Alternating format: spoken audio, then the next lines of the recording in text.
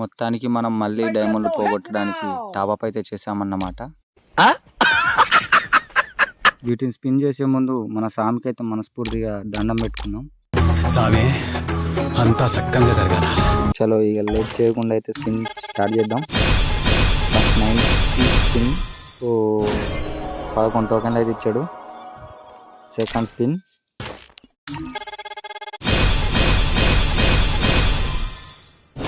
Second స్పిన్కి అయితే 8 tokens అయితే ఇచ్చాడు. ఇంకా లేట్ చేయకుండా మిగతా డైమండ్లు కూడా స్పిన్ చేద్దాం.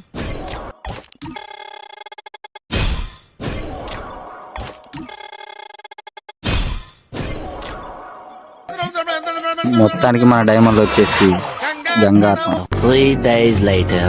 దాని నెక్స్ట్ డే డైమండ్లో స్పిన్ చేశా కానీ ఇవ్వలేదు.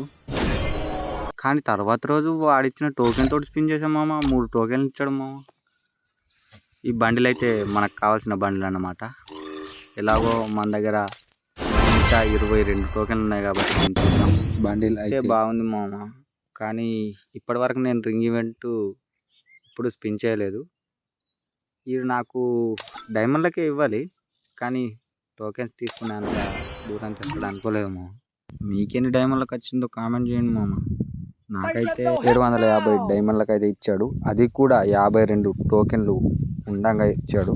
మొత్తానికి నా వీడియోని ఎవరైతే చూస్తున్నారో లైక్ షేర్ సబ్స్క్రైబ్ చేయండి బ్రో. Thank you.